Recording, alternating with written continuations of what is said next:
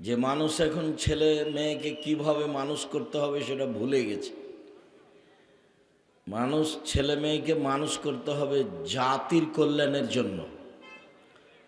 নিজের কল্যাণের জন্য যদি মানুষ করেন তাহলে বলবেন যে বড় ডাক্তার, তো ধোঁকাবাজ। প্রায় ডাক্তারই ধোঁকাবাজ, প্রতারক। ওই কোম্পানির ওষুধ লিখে যেই কোম্পানি তাকে টাকা দিয়েছে, আর পরীক্ষা যা আছে তার চেয়ে অনেক বেশি করেছে। তা এর কাছে জাতি কি কল্যাণ পেল বলেন? আর যদি বলেন বড় ইঞ্জিনিয়ার, তো প্রায় চোর। তা আপনি ছেলে মেয়ে মানুষ করে কি বুঝাতে চাইলেন জাতিকে? এটা কি হিসাব আপনার? সম্মানিত দিনী ভাই বোন, বলছিলাম মহান আল্লাহ বলেন, ইয়া আইয়ুহাল্লাযীনা আমানু কু আনফুসাকুম ওয়া আহলিকুম নারা। পৃথিবীর মানুষ, তোমরা তোমাদের পরিবারকে জাহান্নাম থেকে বাঁচাও। মানে পরিবারের মালিক তার ছেলে মেয়েকে, আহাল পরিবারকে জাহান্নাম থেকে বাঁচাতে পারে। এই পথঘাট বাপ মায়ের হাতে রয়েছে, যা আল্লাহ তাআলা বলেন। কিভাবে আপনি পরিবারকে জাহান্নাম থেকে বাঁচাবেন? আপনার ছেলে মেয়ে তো স্কুলে ঢুকেই বলছে সকালে উঠে, ও কালিমা তোমার আকাশ, ও কালিমা তোমার বাতাস। তো কালিমার তো আর আকাশ বাতাস নয়, বা আকাশ বাতাস তো আল্লাহর। তো আপনার ছেলে মেয়ে এখানে জাতির কি কল্যাণ করতে পারে? ও তো নিজেই মুশরিক, ওর শিক্ষক মুশরিক, ওর প্রতিষ্ঠান মুশরিক, ওর জাতি মুশরিক। ও তো কখন মুশরিক হয়ে দিন রাত ঘুরে বেড়াচ্ছে, তার তো হিসাবই নাই। সাবান রাদিয়াল্লাহু তাআলা আনহু বলেন, রাসূল সাল্লাল্লাহু আলাইহি সাল্লাম বললেন, পৃথিবীর মানুষ, আমার জাতির উপরে বড় আশঙ্কা। আমি তোমাদের উপরে আশঙ্কা করে গেলাম তিনটি বিষয়ে। এক, আইম্মাতা মুজিল্লিন, ভ্রান্ত হুজুর।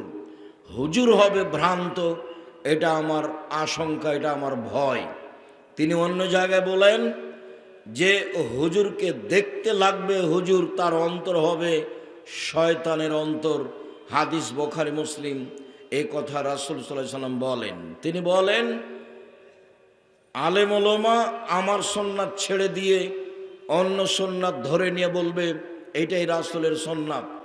আমার আদর্শ ছেড়ে দিয়ে অন্য আদর্শ গ্রহণ করে বলবে এইটাই রাসূলের আদর্শ। রাসূল সাল্লাল্লাহু আলাইহি সাল্লাম বললেন, পৃথিবীর মানুষ মনে রেখো, আমি তিন বিষয়ে আশঙ্কা করে যাচ্ছি। তার একটি হচ্ছে ভ্রান্ত হুজুর। দুই, ওয়াসাতালতাহিকু কাবাইলু মিন মুতাবিল মুশরিকিন, আমার উম্মত হিন্দুদের সাথে মিশে যাবে, এইটা আমার ভয়। আমার উম্মত হিন্দুদের সাথে মিশে যাবে, এইটা আমার আশঙ্কা। জাতির সামনে আমি আশঙ্কা করে গেলাম। তিন, ওয়াসাতাবুদু কাবাইলু মিনাল আওসান, আমার উম্মত মূর্তি পূজা করবে। আমরা নাকি সরস্বতী, ভগবতী, কালী, দুর্গার পূজা করব। কালিমার আকাশ বলবো, তো কালিমার তো পূজা করাই হলো। কালিমার আকাশ আর বাবার আকাশ? কালিমার কেন আকাশ হবে? ঠাকুর জাতির শত্রু, ঠাকুর মুসলমানের শত্রু, ঠাকুর বিশ্ববিদ্যালয়ের শত্রু, ঠাকুর ভারত, বাংলাদেশ, পাকিস্তান, প্রত্যেকটা মানুষের শত্রু ঠাকুর। যেদিন ভারত, বাংলাদেশ, পাকিস্তানের মুসলমান ইংরেজদের হাতে নির্যাতিত, সেদিন ঠাকুর লন্ডনে মুচ পাকায়। আর ঠাকুরের গান আমার ছেলে মেয়ে বলবে মানে? এত কাপুরুষ হয়ে দুনিয়াতে জন্ম আমরা নিনি, আমার ছেলে মেয়ে ঠাকুরের গান বলে না। আপনার কেন বলে তার জবাব আপনি দিবেন, আমি দিব কেন? ছেলে জন্ম দিয়েছেন, জবাব দিবেন আপনি। মেয়ে জন্ম দিয়েছেন, জবাব দিবেন আপনি। আপনার ছেলে মেয়ে ঘুম থেকে উঠে ঠাকুরের গান বলে, আপনি কি বুঝাতে চাচ্ছেন? ছেলে মেয়ে মানুষ করেছেন জাতির জন্য, না প্রতারক করে মানুষ করেছেন, না ধোঁকাবাজ করে মানুষ করেছেন? আপনার ছেলে যেদিন ক্লাস 10-এ পড়ে, সেদিন আপনি বলেন আমার ছেলের মেধা ভালো, গোল্ডেন পেয়েছে, তারপর যেদিন ইন্টার পাস করলো বিশ্ববিদ্যালয়ে ভর্তি করবেন আপনি, তাই সাবজেক্ট প্রতি শিক্ষক রেখেছেন, ভালো হলো, বিশ্ববিদ্যালয়ে ভর্তি হলো, তারপরে লন্ডন গেল, বড় ডাক্তার হলো, পিজি হাসপাতালের ডাক্তার হলো, 3 লক্ষ টাকা বেতন। ওই কোম্পানির ওষুধ লেখে, যেই কোম্পানিটাকে টাকা দিয়েছে, বলেন আপনার টাকা পয়সার অবস্থা কি? আপনি জাতির কি করতে পারেন? কি করার মতো ক্ষমতা রয়েছে? আপনার ছেলে মেয়ে মানুষ করার সিদ্ধান্তই ভুল। আপনি জাতির কল্যাণের জন্য ছেলে মেয়ে মানুষ করেন না, জাতিকে পরকালমুখী করতে হবে এই জন্য আপনি ছেলে মেয়ে মানুষ করেন না, বা আপনার নিজেরই জানা নাই যে কিভাবে ছেলে মেয়ে মানুষ করলে জাতির জন্য হতে পারে। তাই তো আপনাকে দেখলে আমার খুব আফসোস হয়, মাঝে মধ্যে বলি, বুঝেও বুঝে না ওরা, অন্তর আছে বুঝে না, দেখেও দেখে না ওরা, চক্ষু আছে দেখে না, শোনে না ওরা, কান আছে শোনে না। উলায়েকা কাল আনাম, তারা হলো পশু প্রাণীর মতো, তারা গরু ছাগলের মতো, তারা কুকুর শ্রীর মতো, বালহু মাজাল, বরং তার চেয়ে খারাপ। আপনার ছেলে মেয়েকে আল্লাহ তাআলা বলছেন কুকুর শ্রীর মতো, পশু প্রাণীর মতো, গরু ছাগলের মতো। গরু ছাগলের মতো ছেলে মেয়ে মানুষ করে জাতির কি করতে পারেন আপনি? আপনার ছেলে বা কি করেছে? 50 বছর থেকে 100 বছর থেকে আপনার ছেলে, অতীতকে আপনি চ্যালেঞ্জ করেন, দেখেন আপনার ছেলে মেয়ে কি করেছে। ভুল হিসাব। আপনি বলেছেন যার মেধা ভালো গোল্ডেন পেয়েছে, এগুলো আপনার বলা মাত্র। আপনার ছেলে মেয়ে জাতির জন্য মানুষ হয়নি, নিজের জন্য হয়েছে। চোর হয়েছে, ধোঁকাবাজ হয়েছে, প্রতারক হয়েছে, শুধু ধান্দাবাজ, টাকা ইনকাম করার জন্য হয়েছে। জাতির কল্যাণ আপনার জানা নেই, আপনার ছেলের জানা নাই, আপনার মেয়ের জানা নাই। কি বুঝবেন আপনি যে জাতির কল্যাণ কাকে বলে? যেহেতু ছেলে মেয়েকে কি শেখাতে হবে, কি বুঝাতে হবে, কি পড়াতে হবে, এইটুকু আপনি হিসাব করতে পারেননি। মহান আল্লাহ বলেন, ইয়া আইয়ুহাল্লাযীনা আমানু, হে বিশ্বাসীগণ, কু আনফুসাকুম ওয়া আহলিকুম নারা, তোমরা তোমাদের পরিবারকে জাহান্নাম থেকে বাঁচাও। কি করলে আমরা পরিবারকে জাহান্নাম থেকে বাঁচাতে পারি? চলেন ধারাবাহিকভাবে 2-1টি নিয়ম কানুন পেশ করি।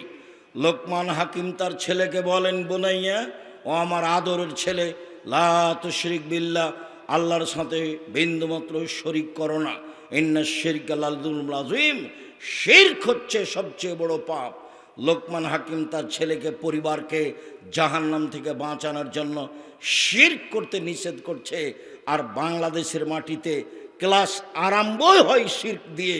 তাহলে আপনি আপনার ছেলে মেয়েকে কি দিয়ে জাহান্নাম থেকে বাঁচাবেন? শুনুন, পাপের জগতে সবচেয়ে বড় পাপ হলো শিরক। আবু হুরায়রা রাদিয়াল্লাহু তাআলা আনহু বলেন, রাসূল সাল্লাল্লাহু আলাইহি সাল্লাম বলেছেন, আকবারুল কাবায়রা সালাসা, সবচেয়ে বড় পাপ 3টি।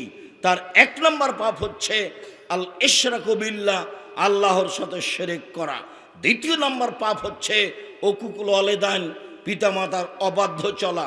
3য় পাপ হচ্ছে শাহাদাতু জুরে, মিথ্যা সাক্ষী দেওয়া।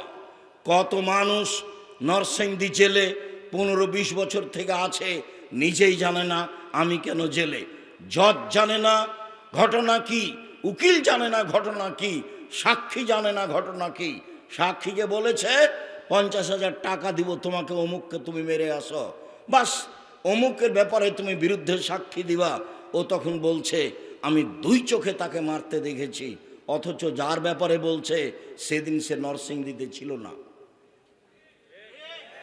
তাহলে সাক্ষী জানে না ঘটনা কি, উকিল জানে না ঘটনা কি, জজ জানে না ঘটনা কি, যে সাজিয়েছে সেই মাত্র জানে।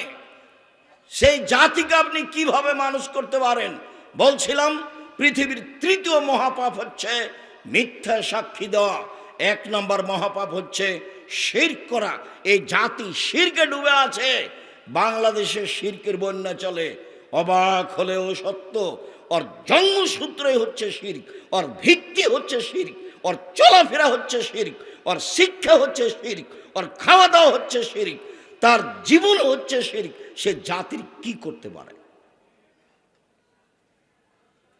মুআয রাদিয়াল্লাহু তাআলা আনহু বলেন, রাসূল সাল্লাল্লাহু আলাইহি সাল্লাম বললেন, শোনো মুআজ, লা তুশরিক বিল্লাহ আইন কতলতা হুররিকতা, জ্বালিয়ে দেওয়া হয় যদি, জালেম তোমাকে জুলুম করে আগুনে জ্বালিয়ে দেয়, জ্বলে যাও, শিরক করো না মুআজ।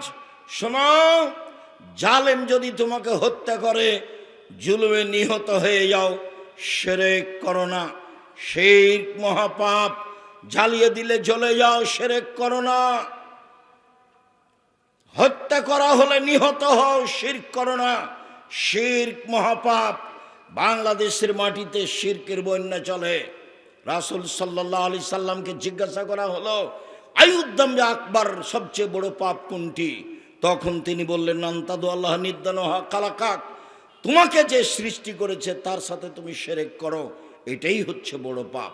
সম্মানিত দিনী ভাই বোন, আবু হুরায়রা রাদিয়াল্লাহু তাআলা আনহু বলেন, রাসূল সাল্লাল্লাহু আলাইহি সাল্লাম একদা বললেন, পৃথিবীর মানুষ 7টি ধ্বংসাত্মক জিনিস থেকে বেঁচে থাকো, যাতে তোমরা ধ্বংস হয়ে যাবা। তার একটা হচ্ছে শিরক বিল্লাহ, আল্লাহর সাথে শিরক করা। প্রত্যেক হাদিসে 1 নম্বর পাপ এসেছে শিরক করা, শিরক মহাপাপ। আনাস রাদিয়াল্লাহু তাআলা আনহু বলেন, রাসূল সাল্লাল্লাহু আলাইহি সাল্লাম বলেছেন, আল্লাহ তাআলা বলেন, ইবনা আদম মা দাওয়াতানি ওয়া রাজাউতানি, তুমি আমাকে যেভাবে ডাকো আমি সেভাবে থাকি, তুমি যেভাবে বলো আমি সেভাবে শুনি, তুমি আমাকে কাছে ক্ষমা চাইলে আমি ক্ষমা করে দিই, আমি পরোয়া করি না তুমি কত বড় পাপী, আমি পরোয়া করি না তুমি কত বড় পাপী, তুমি যেভাবে ডাকো আমি সেভাবে থাকি, তুমি যেভাবে বলো আমি সেভাবে শুনি। আদম সন্তান শোনো, লাউ বালাগাত জুনুবুকা আনানাস সামায়ে, তোমার পাপ বেশি হতে হতে যদি আকাশে লেগে যায়, পাপ আর পাপ, আকাশ জমিন পরিপূর্ণ পাপ, তুমি যদি আমার কাছে ক্ষমা ভিক্ষা চাও আমি তোমাকে ক্ষমা করে দিব, আমি পরোয়া করি না তুমি কত বড় পাপী, তুমি যেভাবে ডাকো আমি সেভাবে থাকি, তুমি যেভাবে বলো আমি সেভাবে শুনি। আল্লাহ তাআলা দুনিয়াতে এভাবে বলছেন, বলেন, বিচারের মাঠে তিনি আবার আমাদের সামনে আসবেন, আমাদের সামনে এসে বিচারের মাঠে বলবেন, ইবনা আদম, আদমের ছেলে মেয়ে শোনো, তুমি যেই পরিমাণ পাপ নিয়ে উপস্থিত হয়েছ আমি আল্লাহ সেই পরিমাণ ক্ষমা নিয়ে উপস্থিত হয়েছি, তোমার যেই পরিমাণ পাপ আমার সেই পরিমাণ ক্ষমা, তোমার যেই পরিমাণ পাপ আমার সেই পরিমাণ ক্ষমা, তোমার পাপ যত আমার ক্ষমা তত, তোমার পাপ যত আমার ক্ষমা তত। যদি শিরক না হয়ে থাকে, শিরকের পাপ ক্ষমা হবে না বিচারের মাঠে। শোনো, শিরকের পাপ ব্যতীত সব পাপ আমি ক্ষমা করে দেব। তাহলে বাংলাদেশে বসবাস করে কি করবেন? কি করলেন আপনি? আপনিই বা কি করলেন? ছেলে মেয়ে বা কি করে? লোকমান হাকিম বলছেন, আব্বু শিরক করবা না জীবনে। এরপরে তিনি বলেন, ইয়া বুনাইয়া আকিমিস সালাহ, আব্বু তুমি সালাত আদায় করো। পরিবারকে বাঁচাতে গিয়ে লোকমান হাকিম তার ছেলেকে বলছেন, আব্বু তুমি সালাত আদায় করো। মানুষের জীবনে সবচেয়ে জরুরি কাজ সালাত আদায় করা। রাসূল সাল্লাল্লাহু আলাইহি সাল্লাম বলেন, মৌরু আওলাদাকুম বিসসালাত ওয়াহুম আবনাউ সাবঈ সিনিনা, তোমরা তোমাদের ছেলে মেয়েকে সালাত আদায় করতে বলো যখন তার বয়স 7 বছর। ওয়াদরিবহুম আলাইহা ওয়াহুম আবনাউ 10 সিনিনা, তুমি তাকে পিটিয়ে সালাত আদায় করাও যখন তার বয়স 10 বছর। বাপ বেঁচে আছে, ছেলে মেয়ের বয়স 10 বছর সালাত আদায় করে না, তখনও সে বাপ। এটা ভুল কথা। কাপুরুষকে বাপ বলে কি হবে? সে তো বাপের দায়িত্ব পালন করে না, রাসূল সাল্লাল্লাহু আলাইহি সাল্লামের আদেশ মানে না। জাহান্নাম থেকে পরিবারকে বাঁচাতে হলে সালাতের বিষয়টি বলতেই হবে। সালাত এমন একটি ইবাদত যার উপরে নির্ভর করে অন্যান্য ইবাদত। সালাত এমন একটি ইবাদত, এই ছেলে বসো, যারা আপনারা রাস্তায় ঘোরাঘুরি করছেন একটু ইতস্তবোধ করেন, লজ্জাবোধ করেন, রাস্তায় হাঁটছেন কেন? ওই যে মহিলার মতো হ্যাঁ হ্যাঁ হ্যাঁ করে এসেছে, আবার হ্যাঁ হ্যাঁ করে চলে যাচ্ছে। জবাব আমি দিব? ওর বাপ দিবে? ওর মা দিবে? জবাব আমি দিব কেন? ওই মহিলাকে ওর বাপে পিটাবে, আল্লাহর নবী বলছেন পিটাতে। আবু বকর সিদ্দিক রাদিয়াল্লাহু আনহু পিটিয়ে জাতিকে দেখিয়ে গেলেন মেয়ে কোনোদিন বাপের কাছে বড় হয় না, মেয়ে কোনোদিন বাপের কাছে বড় হয় না। বাপই তাকে কন্ট্রোল করবে। রাস্তায় ঘুরে বেড়াচ্ছে কেন? জবাব আমি দিব। দোকানের সামনে আপনার মেয়ে দাঁড়িয়ে আছে, আমি জবাব দিব কেন? জন্ম দিয়েছেন আপনি, জবাব দিবেন আপনি। প্রস্তুত থাকেন। তাহাজ্জুদ পড়ে জান্নাত কেনা সহজ নয়। ছেলে মেয়ের জবাব দিতে হবে, কঠোরভাবে জবাব দিতে হবে। এর জন্য আপনি প্রস্তুত থাকুন। একাধিক হাদিস রাসূল সাল্লাল্লাহু আলাইহি ওয়াসাল্লাম বলছেন, লা তারফা আসাকা আদাবান মিন আহলিক, পরিবারের উপর থেকে শিষ্টাচারের লাঠি উঠিয়ে দিয়ে নেওয়া, প্রয়োজনে পিটিয়ে পরিবারকে শিষ্টাচার শেখাতে হবে। রাসূল সাল্লাল্লাহু আলাইহি ওয়াসাল্লাম বলছেন, আল্লেক আসাকা আলা বাব, তোমার দরজায় লাঠিটা ঝুলিয়ে রাখো। লাঠি প্রমাণ করে ছেলে মেয়েকে কন্ট্রোল করতে হবে। রাসূল সাল্লাল্লাহু আলাইহি সাল্লাম বলেন, লাঠি দিয়ে পরিবারকে কন্ট্রোল করতে হবে। সম্মানিত দিনী ভাই বোন, বুখারী মুসলিমের একটা হাদিস মধ্যখানে বলে আপনার জন্য আমি সামনের দিকে আগিয়ে যাই। জরুরি, বাপই পরিবারকে কন্ট্রোল করবে। 7 ছেলের মা হয়ে গেল, মেয়ে কোনোদিন বাপের কাছে বড় হয় না, ওকে বাপই পিটাতে পারে। আয়েশা রাদিয়াল্লাহু তাআলা আনহা বলেন, একদা আমরা সফর থেকে আসছিলাম, হঠাৎ করে আমার গলার হার হারিয়ে গেল, খুঁজে পাই না। আমরা সেখান থেকে যেতেও পারি না, পানি নেই, অজু করতে পারি না, সালাত আদায় করতে পারি না। জনগণ আটকা পড়ে গেল, বড় বিপদে পড়ল। জনগণ আমার আব্বাকে গিয়ে বলল, আপনি জানেন আপনার মেয়ে কি ঘটিয়েছে? আবু বকর সিদ্দিক রাদিয়াল্লাহু তাআলা বলেন, কি হয়েছে? আরে আপনার মেয়ে তো গলার হার হারিয়েছে, খুঁজে পাওয়া যায় না, যেতেও পারি না, এখানে পানিও নেই, অজুও করতে পারি না, সালাত আদায় করতে পারি না। আয়েশা রাদিয়াল্লাহু তাআলা আনহা বলেন, আবু বকর সিদ্দিক আমার নিকটে আসলেন, ওয়াল্লাকা জানি লাকজাতান শাদীদা, আমার কোমরের উপরে খুব জোরে মারলেন, এত জোরে মারলেন, ওই সময় আমার স্বামী আমার উরু রানের উপরে মাথা দিয়ে ঘুমিয়েছিলেন। তিনি যদি আমার উরু রানের উপরে মাথা দিয়ে না ঘুমাতেন, তাহলে আবু বকর সিদ্দিকের মায়ের কারণে আমি দূরে সরে যেতাম। তিনি এত জোরে মারলেন। 1 মিনিট, এই কথাটা স্পষ্ট করার পূর্বে একটু কথা বলি। সম্মানিত দিনী ভাই বোন, এটা সৌদি আরব, যার কারণে এটা সহজ। আমাদের দেশে যদি দেখে শ্বশুর যে জামাই মেয়ের উরু রানের উপরে মাথা দিয়ে ঘুমিয়ে আছে, তাহলে শ্বশুর ওইদিকে গিয়ে পাল্টা এভাবে ঘুরবে, এইভাবে ঘুরবে। সেটা তো তিনি করলেন না, এই অবস্থায় তিনি মেরে দিলেন। পৃথিবীর সবচেয়ে বড় মানুষে মারলেন। পৃথিবীর ইতিহাসে নবী রাসূল ব্যতীত সবচেয়ে দামি মানুষ হচ্ছেন আবু বকর সিদ্দিক রাদিয়াল্লাহু তাআলা আনহু। পৃথিবীর সবচেয়ে বড় মহিলাকে মারলেন। পৃথিবীর ইতিহাসে সবচেয়ে বড় মানুষ হচ্ছেন মহিলা হিসাবে আয়েশা রাদিয়াল্লাহু তাআলা আনহা। পৃথিবীর সবচেয়ে বড় মানুষের সামনে মারলেন। মুহাম্মদ সাল্লাল্লাহু আলাইহি সাল্লাম নবী রাসূল নির্বিশেষে সবার চেয়ে দামি মানুষ মুহাম্মদ সাল্লাল্লাহু আলাইহি সাল্লাম। সবচেয়ে বড় মানুষে মারলেন আবু বকর সিদ্দিক রাদিয়াল্লাহু তাআলা আনহু মারলেন। সবচেয়ে বড় মহিলাকে মারলেন আয়েশা রাদিয়াল্লাহু তাআলা আনহাকে মারলেন। সবচেয়ে বড় মানুষের সামনে মারলেন মুহাম্মদ সাল্লাল্লাহু আলাইহি সাল্লামের সামনে মারলেন, জামাইয়ের সামনে মারলেন, বিবাহদারী মেয়েকে মারলেন, পূর্ণ যুবতী মেয়েকে মারলেন, হাত দিয়ে বাঁধলেন, খোলা মাঠে মারলেন, 1400 মানুষের সামনে মারলেন। পৃথিবীর সবচেয়ে বড় মানুষে মারলেন, পৃথিবীর সবচেয়ে বড় মহিলাকে মারলেন, পৃথিবীর সবচেয়ে বড় মানুষের সামনে মারলেন, বিবাহদারী মেয়েকে মারলেন, পূর্ণ যুবতী মেয়েকে মারলেন, জামাইয়ের সামনে মারলেন, হাত দিয়ে মারলেন, খোলা মাঠে মারলেন, 1400 মানুষের সামনে মারলেন। এত বড় বাপে এত বড় বেটিকে এত বড় মানুষের সামনে মেরে দিলেন। ভুল, কোথায় হারটা হারিয়ে গেছে খেয়াল করেননি, সেই জন্য মেরে দিলেন। আর আপনার মেয়ে ঢং ঢং করে রাস্তায় হাঁটছে আর দোকানপাটে বসে থাকছে আর জিনিস কিনছে, এইটা আপনি সহ্য করেন কিভাবে? আপনি তাকে একটা ধমকও দিতে পারেন না, আপনি আবার বাপ। ছি, ফু, কে বলেছে আপনি বাপ? আমি তো বলিনি, আমি বলিনি কোনোদিন। হাদিস বুখারী মুসলিম। ধর্ম বিক্রি করতে আসেনি। জাতির যদি রাস্তাঘাট করে দিতে না পারি, জাতির যদি স্কুল কলেজ করে দিতে না পারি, জাতিকে চূড়ান্ত সঠিক ধর্ম দিতে পারবো ইনশাআল্লাহ।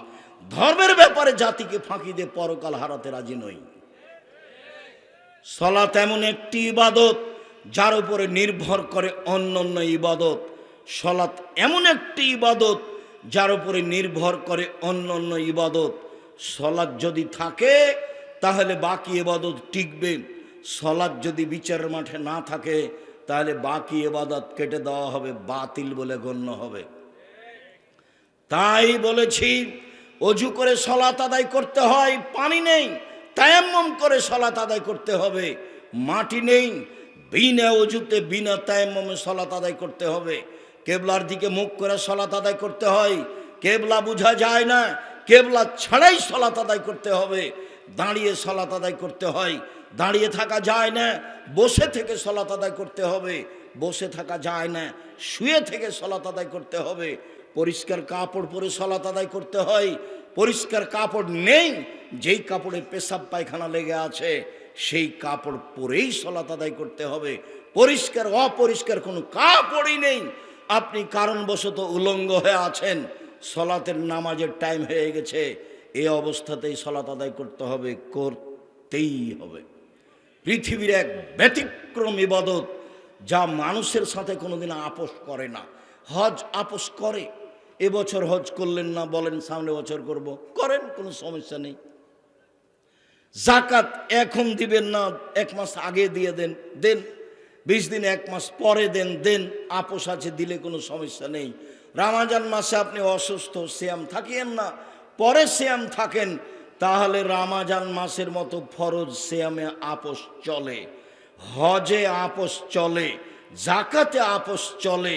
সালাত এমন একটা ব্যতিক্রম ইবাদত যার সাথে কোনো আপোষ নেই। গাড়িতে উঠে আছেন, ঠেল মানে না, শিকল ধরে আছেন, নামাজের টাইম পার হয়ে যাচ্ছে, এই দাঁড়ানো অবস্থায় শিকল ধরেই সালাত আদায় করতে হবে, করতেই হবে। যুদ্ধের সময় সাহাবীগণ সালাত আদায় করছেন, যেইভাবে দৌড়াচ্ছেন টাইম হয়েছে ওইভাবেই সালাত আদায় করছে। আব্বু সালাত আদায় করো, মানুষের জীবনে দ্বিতীয় জরুরি কাজ সালাত আদায় করা। এরপরে তিনি বলছেন ওয়া'মুর বিল মারুফ ওয়ানহা আনিল মুনকার। আব্বু মানুষকে ভালো কাজের আদেশ করো, মন্দ কাজের নিষেধ করো। আপনার ছেলে মেয়েকে কি শিখালেন? আমি তো আপনার অবস্থা বহুবার নকল করেছি। আপনার ছেলে মেয়ের আপনাকে দুইজনকে দেখে মনে হয় যে এরা চাঁপাই নবাবগঞ্জের ভাষা, আমও গেল ছালাও গেল, কাঁদতে কাঁদতে দুই চোখও গেল। আপনাদের বাপ বেটার অবস্থা দেখে আমাকে মনে হয় ওই যে আগে পড়েছিলেন, মাঝি চাঁদ কেন বাড়ে কমে রে, আমি কি এসব জানি, তোর জীবন চারায় নাই মিছে। মাঝি এ জানিস, আমি কি ওসব বুঝি, দেখি তোর জীবন আটা নাই মিছে। মাঝি এগুলো কি বুঝিস, আমি কি এসব জানি, দেখি তোর জীবন 12 আনাই মিছে। বাতাস উঠেছে, নৌকা হিলে উঠেছে। মাঝি বলছে বাবু সাঁতার জানো বাবু? তখন বাবু বলছে না রে মাঝি, না, আমি তো সাঁতার জানি না। তখন মাঝি বলছে বাবু এখন দেখি তোর জীবন 16 আনাই মিছে। আপনাদের বাপ বেটার জীবন 16 আনাই মিছে। কি করতে পারেন? বললেন যে আমার মেয়ে গোল্ডেন পেয়েছে, কত প্রশংসা, খালা বলছে, ফুফু বলছে, বোন বলছে, ভাই বলছে, সবার সামনে বলছে, প্রশংসার কোনো হিসাব নাই, অথচ পানি খরচ করতে জানে না, পায়খানা করে যে ছুঁচতে হবে সেটা জানা নাই, কিভাবে পায়খানা করার পরে কাপ পরিষ্কার করতে হবে, পানি খরচ করতে হবে সেটা তার জানা নাই। আর বাপও খুশি, মাও খুশি। কি করলেন জীবনে, জীবনটা 16 নাই মিছে। দেখেন লোকমান হাকিম বলছেন আব্বু ভালো কাজের আদেশ করো, মন্দ কাজের নিষেধ করো। আব্বু মনে রেখো এটাই হচ্ছে সবচেয়ে বড় কাজ, ধৈর্যের পরিচয় দাও। আব্বু ভালো কাজের আদেশ করো, মন্দ কাজের নিষেধ করো, এতে সমস্যা নেমে আসবে। ধৈর্যের পরিচয় দাও, ধৈর্যের পরিচয় দাও। ধৈর্যের পরিচয় দেওয়াই হচ্ছে জীবনে সবচেয়ে বড় সফলতা। এই কথা লোকমান হাকিম তার ছেলেকে বলেন। তিনি বলেন, আব্বু, রাস্তায় চলার সময়তে মধ্যম গতিতে চলবা। আব্বু, মানুষের সাথে কথা বলার সময় নরম হয়ে কথা বলবা, মানুষকে উপেক্ষা করে বলবো না। শোনো, মানুষের সাথে কথা বললে কণ্ঠ নিচু করিও, জোর কণ্ঠ হচ্ছে গাধার কণ্ঠ। এইভাবে লোকমান হাকিম তার ছেলেকে উপদেশ দিচ্ছেন। উপদেশ কোরআন মাজিদে পড়ে আছে 1450 বছর থেকে। না আপনি নিজে পড়েন, না আপনার ছেলে মেয়ে পড়ে, না আপনার বউ পড়ে, না আপনি নিজে পড়েন, একেবারে জীবন 16 আনাই মিছে। কি হবে এই জীবন দিয়ে? আপনি কি করতে পারেন জাতির? আপনার ছেলে মেয়ে জাতির কি করতে পারে? করেছে বা কি? দাপট দেখাবেন না, ক্ষমতা দেখায়েন না। দাপট দেখিয়ে, ক্ষমতা দেখিয়ে, মানুষকে জেল হাজতে দিয়ে অপমান করে খাটো করে বেঁচে থেকে লাভ নেই। সময় 45 মিনিট। যার যত জুলুম বেশি তার তত সময় কম। ফেরাউনের সময় কয়েক মিনিট। এই যে ডুবলো, এই যে ডুবলো, এই ডুবলো, নাই নাই নাই, ফেরাউন নেই। তারপরে আদ সামুদ হঠাৎ করে নেই, না কই আদ নেই, সামুদ নেই, খালি ইতিহাস আছে, শুধু ইতিহাস আছে, দেখতে দেখতে নেই। আদ সামুদ সবচেয়ে বড় জালেম, বিশাল ক্ষমতার অধিকারী। ফেরাউন বড় জালেম। অল্প সময়, আপনাদের নেত্রীর 45 মিনিট সময় দেখে হুঁশ করা দরকার। ক্ষমতা দেখাবেন না কাউকে। দলীয় দাপট দেখে মানুষকে অপমান করে খাটো করে বেঁচে থাকার চেষ্টা করিয়েন না। আপনি মাটির মানুষ, আবার আপনাকে তৈরি করা হয়েছে শুক্র কিট দিয়ে, দুর্গন্ধময় একটা পদার্থ দিয়ে। আপনার কোনো ক্ষমতাই নেই, আপনার কোনো মান নেই, আপনার কোনো মর্যাদা নেই। আপনি মাটির মানুষ, আপনি দাপট দেখান কেন? ক্ষমতা দেখান কেন? মানুষকে অপমান করেন কেন? মানুষের জমিজাল করেন কেন? কেন এভাবে চাঁদা আদায় করেন? চাঁদা আদায় করবেন কেন? মানুষ বাড়িঘর করে চাঁদা আদায় করতে যান, ভিক্ষা করে খাওয়া বেটা, বাপ বেটা ভিক্ষা করে খাও, চাঁদা তোলো কেন? মানুষের উপরে রাহাজানি করো কেন? জুলুম করো কেন? ব্যবসায়ীর কাছে টাকা নিতে যাও কেন? ব্যবসা করে তোমার বাপকে, তোমার মতো শয়তান বাজে ছেলেকে টাকা দেওয়ার জন্য? তুমি তো একটা চোর, তুমি জাতির জন্য ভারী, তুমি পশু, তুমি প্রাণী, তুমি কুকুর সিরিয়ালের মতো। একজন ব্যবসায়ীর দোকানে গিয়ে ক্ষমতা দেখাও কেন? কে তোমাকে দল করতে বলেছে? কে তোমাকে এগুলো করতে বলেছে? কখনো নয়। 90 সাল থেকে বলে আসছি, উপার্জনের পথ 4টা। 1, দিন মজুরি, সন্ধ্যায় টাকা শেষ। 2, জমি চাকরি, 25 দিনে বেতন শেষ। 3, জমি চাষ, সমান সময় আর না হয় লস, সমান সমান আর না হয় লস। 4, ব্যবসা। তখন আল্লাহ রসুল বললেন, পৃথিবীর মানুষ শুনে রেখো, সত্যবাদী বিশ্বস্ত ব্যবসায়ীরা জান্নাতের নবীদের সাথে থাকবেন। নবীদের সাথে সহজেই থাকা যায় না। একজন সাহাবী রাতে রাসূলের কাছে অজুর পানি নিয়ে গেছেন আর মেসক। আল্লাহ রাসূল খুশি হয়ে গেছেন। খুশি হয়ে গিয়ে বলছেন, সালমা শেতা, তুমি কিছু চাও? যা চাও চাও। খুব খুশি আল্লাহ রাসূল। তখন সাহাবী বলছেন, আসআলুকা মুরাফাকাতাকা ফিল জান্নাহ, আপনার সাথে জান্নাতে থাকতে চাই। তখন আল্লাহ রসুল বলছেন, আওয়া গায়রা জালেক, না না না না না না, এটা নয়, এটা নয়, অন্য কিছু চাও, অন্য কিছু চাও। তখন সাহাবী বলছেন, হুয়া দাকা, ওটাই চাই, আপনার সাথে জান্নাতে থাকতে চাই। তখন আল্লাহ রসুল বলছেন, শোনো, আইন্নি বেকাসরাতি সুজুদ আলা নাফসিক, বেশি বেশি রাতে সালাত আদায় করে আমাকে সাহায্য করো। আমি কাউকে সাথে জান্নাতে নিয়ে থাকতে পারবো না, আমাকে সাহায্য করো। কি? তাহাজ্জুদ পড়ো, তাহলে আমি চেষ্টা করব তোমাকে সাথে নিয়ে থাকার। তাহাজ্জুদ ছাড়া মুখের ওপরে একজন খাদেম রাসূলের সাথে থাকতে চাইলেন, আল্লাহ রাসূল তা গ্রহণ করলেন না, না করে দিলেন। আর সত্যবাদী ব্যবসায়ী নবীগণের সাথে থাকবেন জান্নাতে, এই কথা মুহাম্মদ সাল্লাল্লাহু আলাইহি সাল্লাম বলেন। শুধু তিনি বলেননি মুহাম্মাদের সাথে থাকবেন, তিনি বলেছেন সত্যবাদী বিশ্বস্ত ব্যবসায়ী ইব্রাহিম আলাইহিস সালামের সাথে থাকবেন, নূহ আলাইহিস সালামের সাথে থাকবেন, ঈসা মুসার সাথে থাকবেন, সকল নবীদের সাথে থাকবেন।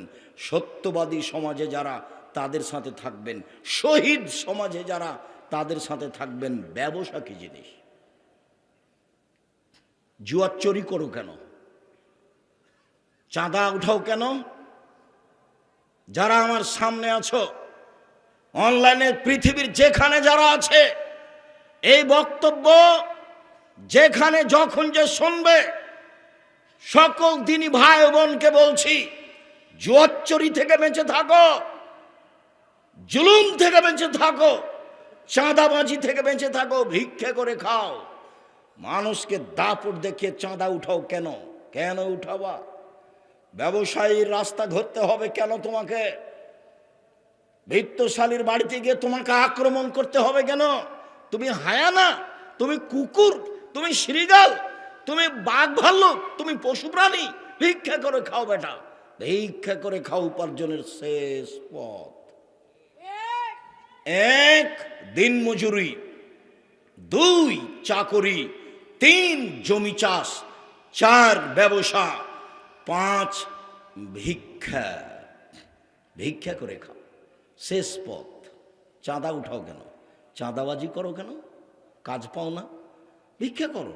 ট্রেন স্টেশন আছে, বাস টার্মিনাল আছে, ও তো এতে চলে যাও, কমলাপুরে চলে যাবা সকালে, সারাদিন বাপ বেটা ভিক্ষা চাইবে, এইভাবে মানুষে দিবে কেন? তুমি জুলুম করো মানুষের উপরে। কি বুঝাতে চাও তুমি যে ওরা খেয়েছে 15 বছর, আমরা খাবো না? এ তোমার কোন স্বভাব? বেয়াদব, ফজলামি করো। মানুষের টাকা এভাবে জোর করে জুলুম করে খাবা? তুমি জাতির জন্য বোঝা। তোমার বাপের তোমাকে মানুষ করাই ভুল হয়েছে। তোমার বাপের তোমাকে এইভাবে বড় করাই ভুল হয়েছে। তোমার বাপই দোষী। তোমার বাপ তো তোমাকে কিছু শিখাতে পারেনি। বাপ বেটা পশু প্রাণীর মতো হয়ে গেছে। নইলে এমন হলো কেন? বুঝেও বুঝে না ওরা, অন্তর আছে বুঝে না, দেখেও দেখে না ওরা, চক্ষু আছে দেখে না, শোনেও শোনে না ওরা, কান আছে শোনে না। উলায়েকা কালা আনাম, তারা পশু প্রাণীর মতো, তারা গরু ছাগলের মতো, তারা কুকুর শ্রেণীর মতো, বালু মাজাল বরং তার চেয়ে খারাপ। শুনুন সম্মানিত দিনী ভাই বোন, রাসূল সাল্লাল্লাহু আলাইহি সাল্লাম বলেন, মান ওয়ালাদালাহু ওয়ালাদুন ফাল ইহসান ইসমাহু, ছেলে মেয়ে লালন পালন করতে হবে আদর্শ পরিবার। ছেলে জন্ম নিলে একটা সুন্দর নাম রাখতে হবে, এটা বাপের জিম্মেদারি। নামটাই খারাপ। নাম এত বড় কেন? 14 লাইনে কেন? পীর নাকি? একবারে বলতে বলতে বলছে গাউসে আজম, তার বলছে অমুক বড় পীর। এ কি? ওই পীরও জানে না ঘটনা কি। যেই পীরের সাথে লম্বা নাম লাগানো আছে, ও পীরও জানে না ঘটনা কি। সব শয়তানি। তো তোমার বাপ তোমার নামটা কি রাখতে হবে এটাই তো তোমার বাপ জানে না, তোমার মাও জানে না। দুইজনের জীবনই গরু ছাগলের মতো। তুমি কষ্ট নিও না। তোমার মা কোনো কাজ জানে এটা আমার বিশ্বাস হয় না। দরজাটা বন্ধ করতে জানে না তোমার মা, জ্বালানিটা বন্ধ করতে জানে না তোমার মা। তোমার মা তোমার ছোট ভাইকে দুধ খাওয়াতে জানে না। কোনো একটা কাজ তোমার মা পারে এটা আমার বিশ্বাস আসে না। দেখো না তুমি, রাসূল সাল্লাল্লাহু আলাইহি সাল্লাম বলছেন, পৃথিবীর মানুষ শোনো, ছেলে মেয়ে জন্ম নিলে তাকে তার একটা সুন্দর নাম রাখতে হবে। 7 দিনের দিন নাম রাখতে হবে, মাথা নেড়ে করতে হবে, ছাগল জবে করতে হবে, যার নাম আকিকা। আকিকার সাথে কুরবানির কোনো সম্পর্ক নেই। আকিকার সাথে কুরবানির কোনো সম্পর্ক নেই। আকিকা প্রয়োজনে ভিক্ষা করে দিতে হবে, আকিকা দিতেই হবে। ওর এটা বাপের জিম্মেদারি। ছেলে হলে 2টা, মেয়ে হলে একটা। 7 দিনের দিনই দিতে হবে। 14 দিনে আকিকা চলে না, 21 দিনে আকিকা চলে না, জীবনে একদিন আকিকা চলে না। 7 দিনের আগে বাচ্চা মারা গেলে আকিকা চলে না। ভুল হিসাব। গরু দিয়ে আকিকা চলে না, উট দিয়ে আকিকা চলে না। 7 দিনের দিন পশু জবাই করতে হবে, মাথা নেড়ে করতে হবে, নাম রাখতে হবে। চুল সমপরিমাণ রূপা তার মূল্য দান করতে হবে। 4টা কাজ সেদিন বাপের জিম্মেদারি। কুরবানির সাথে আকিকার কোনো সম্পর্ক নেই।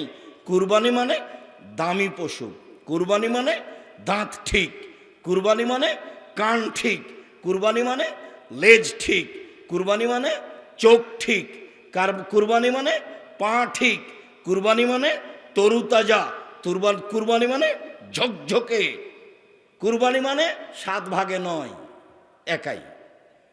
টাকা আছে গরু দিয়ে দিবেন, আরও টাকা বেশি আছে রাজস্থান থেকে উঁট নিয়ে আসবেন, ষাঁড় দিবেন, না হলে খাসি দিবেন, না হলে ছাগি দিবেন, না হলে ভেড়া দিবেন।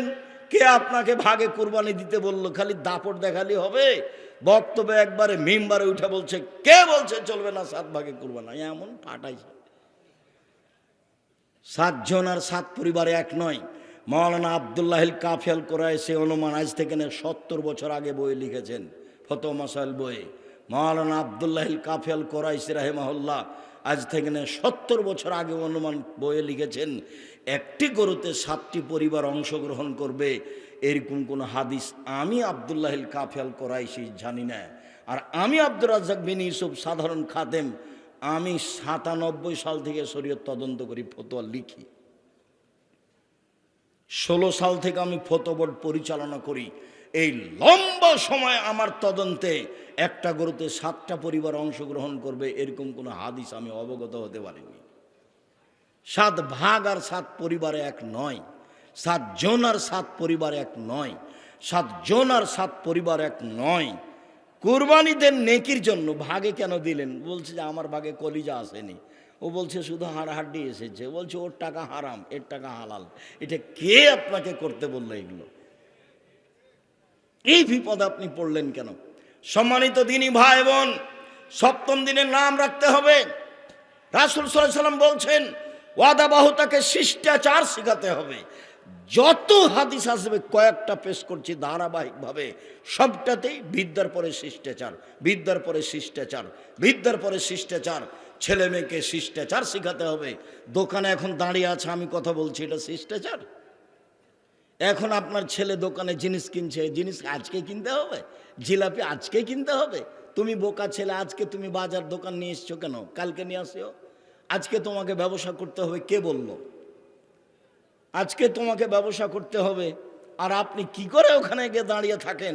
আপনার একটু শরম হয় না, ইতস্তবোধ হয় না, হায়াবোধ হয় না, লজ্জাবোধ হয় না? আমি তো আপনার জন্য এসেছি, সেই চট্টগ্রাম থেকে আসছে আপনার সামনে কথা বলবো, সেই জন্য। আপনি কেন ওখানে দাঁড়িয়ে আছেন? শিষ্টাচার কাকে বলে?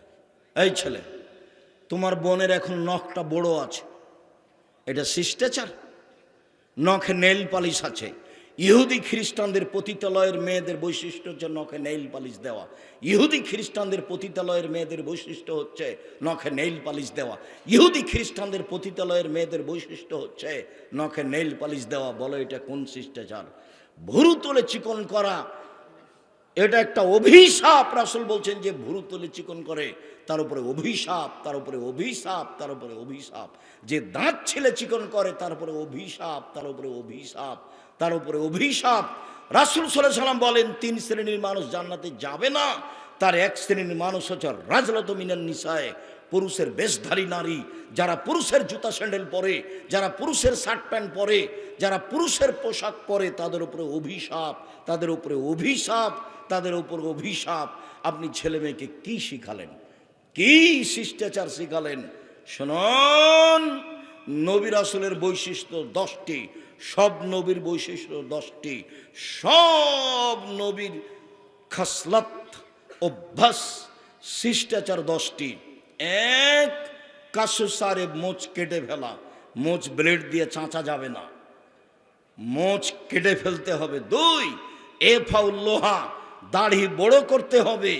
দাড়ি ছোট করা কাবিরা গুনাহ, চেঁচে ফেলা কাবিরা গুনাহ।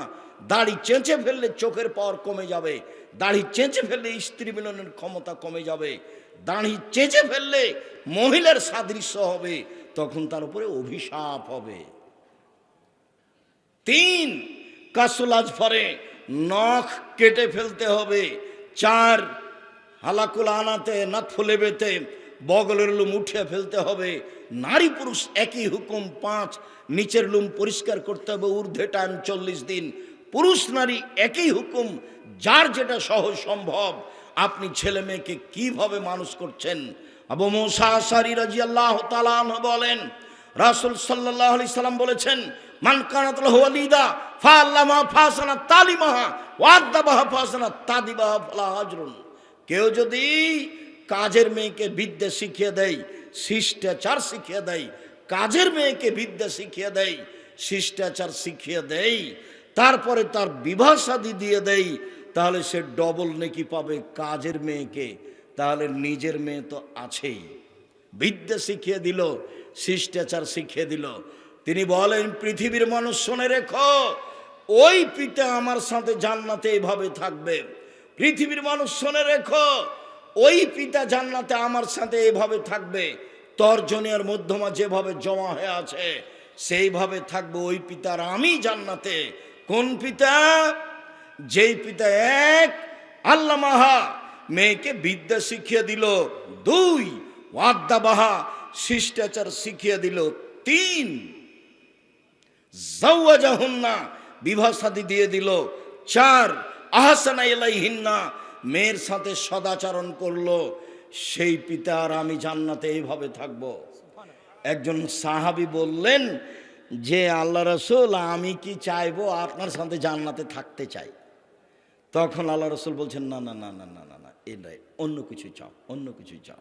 আর এখন বলছেন যে পিতা, ওই পিতা আর আমি জান্নাতে একসাথে থাকব, যেই পিতা মেয়েদেরকে 4টা জিনিস শিখায়। 1 বিদ্যা, 2 শিষ্টাচার, 3 বিবাহ শাদী, 4 ভালো চালচলন। 2টা মেয়ের যদি এইভাবে কেউ লালন পালন করে, আমি মুহাম্মদ সাল্লাল্লাহু আলাইহি সাল্লাম আর সে একসাথে জান্নাতে এভাবে থাকবো। এ তো কঠিন কথা। আর যখন বললেন কে যদি এতিমের লালন পালন করে, সেই ব্যক্তি আর আমি জান্নাতে এভাবে থাকবো, তো আঙ্গুলে এভাবে ফাঁকা করলেন। দেখো, এতিমের লালন পালনকারীও জান্নাতে আমার সাথে থাকবে, তবে এভাবে। আর 2 মেয়ের লালন পালনকারী আর আমি জান্নাতে থাকবো, তখন এভাবে। তা আপনি কি লালন পালন করলেন মেয়ের, সেটা তো আমরা বুঝলাম। মনে হয় যে রাস্তায় কথা গল্প করছে দোকানের সামনে। আপনি জবাব দেন। ফ্যাশন বোরকা পরে এসেছে, ফ্যাশন বোরকা পরে এসেছে, দেবরের সাথে এসেছে, দেবরের মোটর সাইকেলে এসেছে, বন্ধুর মোটর সাইকেলে এসেছে। ভূমিকম্প তো হবেই, ভূমিকম্প তো স্বাভাবিক। 3টি কারণে ভূমিকম্প হয়, 3টি পাপের কারণে 3টি বিপদ হয়, 3টি পাপের কারণে 3টি বিপদ হয়। 1 ভূমিকম্প হবে, 2 সন্ধ্যায় ছিল মানুষ, সকালে হবে শোর বানর, 2 সন্ধ্যায় ছিল মানুষ, সকালে হবে শোর বানর, 3 সমস্যা নেমে আসবে। মসজিদে মারামারি, মাদ্রাসায় মারামারি, জমি জায়গায় সমস্যা, সর্ব জায়গায় সমস্যা, দলীয় দাপট, মারামারি, হইচই, জেল হাজত, কেউ কাউকে মানে না। সমস্যা নেমে আসবে, এই 3টে জিনিস নেমে আসবে 3টা পাপের কারণে। 1 এই যা শারিবুল খুমরা, যখন মানুষ নেশাদার দ্রব্য পান করবে, তখন এই 3টা বিপদ নেমে আসবে। 2 জাহারাতিল কায়নাত, মেয়েরা যখন নাচবে। স্কুল চলে না মেয়ে নাচানো ছাড়া, 16 ডিসেম্বর চলে না মেয়ে নাচানো ছাড়া, 26 মার্চ চলে না মেয়ে নাচানো ছাড়া, 21শে ফেব্রুয়ারি চলে না মেয়ে নাচানো ছাড়া। দিবসই হারাম, দিবস শিরক। 16 ডিসেম্বর শিরক, 26শে মার্চ শিরক, 21শে ফেব্রুয়ারি শিরক, জন্মদিবস শিরক, মৃত দিবস শিরক। কোনো দিবসই নাই দুনিয়াতে, মাত্র 2 দিন, ঈদুল আজহা, ঈদুল ফিতর। শুনুন সম্মানিত দিনী ভাই বোন, বলছিলাম জাবির রাদিয়াল্লাহু তাআলা আনহু বলেন, সফর থেকে আসছিলাম, আল্লাহর নবী বললেন, থামো, মদিনায় সকালে প্রবেশ করব, এখন নয়। তখন জাবির বললেন, আল্লাহর নবী, আমি নতুন বিবাহ করেছি, আমাকে বাড়ি যেতে অনুমতি দেওয়া হোক। আল্লাহ রাসূল বললেন, তুমি নতুন বিবাহ করেছ, কুমারী মেয়ে বিবাহ করেছ না তালাক প্রাপ্তা মেয়ে বিবাহ করেছ? আমি কুমারী মেয়ে বিবাহ করিনি, তালাক প্রাপ্তা মেয়ে বিবাহ করেছি।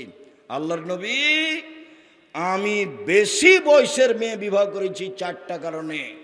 আমার আব্বা উহুদের যুদ্ধে শহীদ হয়েছেন 9 জন মেয়ে রেখে। আমার 9 জন বোন আছে। আল্লাহর নবী আমার আব্বা উহুদের যুদ্ধে শহীদ হয়েছেন 9 জন মেয়ে রেখে। আমার 9 জন বোন রয়েছে। আকরাহনা তাযাওয়াজা মিসলাহুন্না, তাদের সমবয়সের মেয়েকে বিবাহ করা আমি পছন্দ করিনি 4টা কারণে। তাদের সমবয়সের মেয়েকে আমি বিবাহ করা পছন্দ করিনি 4টা কারণে। এক, লিতুআল্লিমাহুন্না, আমার স্ত্রী যেন আমার বোনদেরকে বিদ্যা শিখাতে পারে। এক, আমার স্ত্রী যেন আমার বোনদেরকে বিদ্যা শিখাতে পারে। 2, বলে তুআদ্দিবাহুন্না, আমার স্ত্রী যেন আমার বোনদেরকে শিষ্টাচার শিখাতে পারে। কম বয়সের মেয়ে হলে শিষ্টাচার শিখাতে পারতো না। আমি বেশি বয়সের মেয়ে বিবাহ করেছি যাতে করে আমার বোনদেরকে শিষ্টাচার শিখাতে পারে। 3, অরে তুরাজ্জালাহুন্না, যাতে করে আমার স্ত্রী আমার বোনদেরকে পরিপাটি করে সাজগোজ করে রাখতে পারে। 4, বলে তাকুমা আলাইহিন্না, যাতে করে আমার স্ত্রী আমার বোনদেরকে পাহারা দিতে পারে। মা মানে 1, বিদ্যা শিখাবে। 2, শিষ্টাচার শিখাবে। 3, পরিপাটি করে রাখবে। 4, পাহারা দিবে। মেয়ে তো এখন ঘুরে বেড়াচ্ছে ফ্যাশন বোরকা পরে, মা কি পাহারা দেয়? ও মা, ওর বাপে বিবাহ দিয়েছে তাই স্বামীর কাছে গেছে তাই বাচ্চা হয়েছে সেই জন্য মা। কে বলেছ ও মা? মা তো পাহারাদার। মা তো হলো পাহারাদার। আমি কম দুঃখে বলিনি ওকে খালা বলো, মা বলিও না। ও মায়ের যোগ্যতা রাখে না। ও মা তো অবশ্যই, মা তো 100 এখান থেকে তো ফিরে আসার কোনো পথ নাই। নিরুপায় হয়ে বলেছে যে তুমি একে মা বলিও না, খালা বলো। কেন? দায়িত্ব পালন করেনি। তুমি তোমার আব্বাকে চাচা বলো, তোমার আব্বা দায়িত্ব পালন করেনি। সম্মানিত দিনী ভাই বোন, রাসূল সাল্লাল্লাহু আলাইহি ওয়াসাল্লাম বলেন, মাসালু জালিসি সালেহে কা সাহেবিল মিসক হামিলিল কিরে, পৃথিবীর মানুষ শুনে রেখো, ভালো সঙ্গীর উদাহরণ আর মন্দ সঙ্গীর উদাহরণ।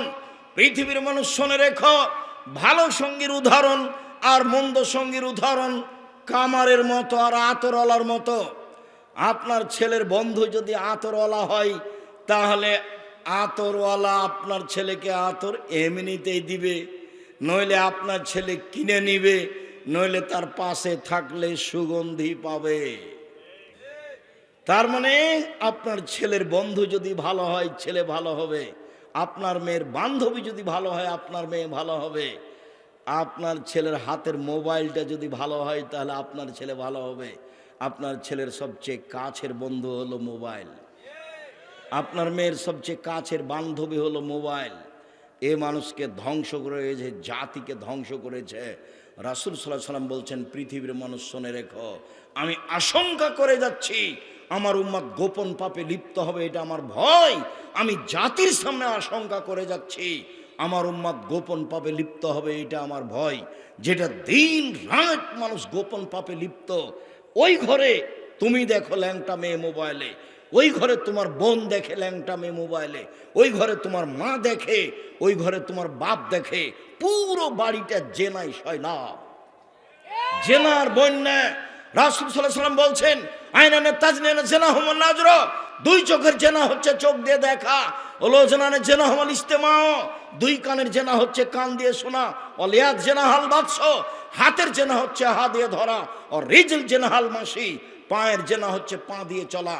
জেনাল কলব তাতামান্না তাস্তাহি, অন্তরের জেনা হচ্ছে পরিকল্পনা করা। জেলার নেশালা নুতক, জিহ্বার জেনা হচ্ছে কথা বলা। এগুলো সব মাধ্যম জেনার। বড় মোবাইলের অবস্থা তুমি জানো, তোমার মা ওখানে, তোমার বাপ এখানে, তোমার বোন ওখানে, তুমি এখানে। বলো তো জাতি আর কি করে টিকতে পারে? ভূমিকম্প তো হবেই। 3টা কারণে ভূমিকম্প হবে। 1, মানুষ যেদিন নেশাদার দ্রব্য পান করবে। 2, মেয়েরা যখন নাচবে, সব মোবাইলে মেয়ে নাচে, সব দোকানে মেয়ে নাচে, সব বাড়িতে মেয়ে নাচে, প্রায় সব মোবাইলে মেয়ে নাচে, প্রায় সব দোকানে মেয়ে নাচে, প্রায় সব বাড়িতে মেয়ে নাচে। অতএব ভূমিকম্প স্বাভাবিক। 3, ওরা যারা বিল মাজিব, বাদ্যযন্ত্র যেদিন প্রকাশ পাবে, বাদ্যযন্ত্র সব দোকানেই চলে, সব মোবাইলেই চলে, সব জায়গাতে চলে। বাদ্যযন্ত্র চিরদিনের জন্য হারাম। আপনার বন্ধু, ছেলের বন্ধু যদি কামার হয়, কর্মকার, পাশে বসে থাকে, আগুন ছিটে আসলে কাপড় জ্বলে যাবে। যদি আগুন ছিটে না আসে তো ধোঁয়া আসবে নাকে মুখে। কামারের পাশে বসে থাকলে নাকে মুখে ধোঁয়া আসবে না, এই কথা যেমন মিথ্যে, আপনার ছেলের বন্ধু খারাপ, আপনার ছেলে খারাপ হবে না, এই কথা তেমনি মিথ্যা। কামারের পাশে বসে থেকে নাকে মুখে ধোঁয়া আসবে না, এই কথা যেমন মিথ্যে। আপনার মেয়ের বান্ধবী খারাপ, আপনার মেয়ে খারাপ হবে না, এই কথা তেমনি মিথ্যা। সম্মানিত দিনী ভাই বোন, পরিবারকে বাঁচাতে হলে আপনাকে শক্ত হতে হবে যে কোনো মূল্যে। রাসূল সাল্লাল্লাহু আলাইহি ওয়াসাল্লাম পরিবারের উপরে খুব শক্ত হওয়ার জন্য জোরালোভাবে আদেশ করেছেন, পরিবারকে ভালো মানের শিক্ষা দেওয়ার জন্য আদেশ করেছেন। আপনি আপনার পয়সা খরচ করবেন ছেলে মেয়ের পিছনে। জাতিকে বাঁচাতে হলে ছেলে মেয়েকে মানুষের মতো মানুষ করতে হবে জাতির কল্যাণে। সম্মানিত দিনী ভাই বোন, জায়গার তুলনায় উপস্থিতি অনেক বেশি হওয়ার কারণে আপনারা পরিবেশ পরিস্থিতি কন্ট্রোল করতে পারছেন না, এরপরে দীর্ঘ সময় ধরে বসে আছেন। আমি আপনাদের শুকরিয়া আদায় করি, জাযাকুমুল্লাহ খায়ের। আমি মুখে জাতির কল্যাণ চেয়েছি, মিডিয়ায় চেয়েছি, কলমে চেয়েছি। আবদুল্লাহর বই আছে, আজকে মনে হয় কি বইয়ের নাম, আল্লাহর পথে যাত্রা। দেখো, খোঁজ আছে, আল্লাহর পথে যাত্রা। আর আরও যেগুলো আছে, আমি যেগুলো বক্তব্য দিচ্ছিলাম, উপদেশ বইয়ে আছে, নামাজের উপর বই আছে, আর ওই আলিতে পত্রিকা আমার পক্ষ থেকে একটা ফ্রি আছে, আমি কিনেছি তোমাকে ফ্রি দেওয়ার জন্য।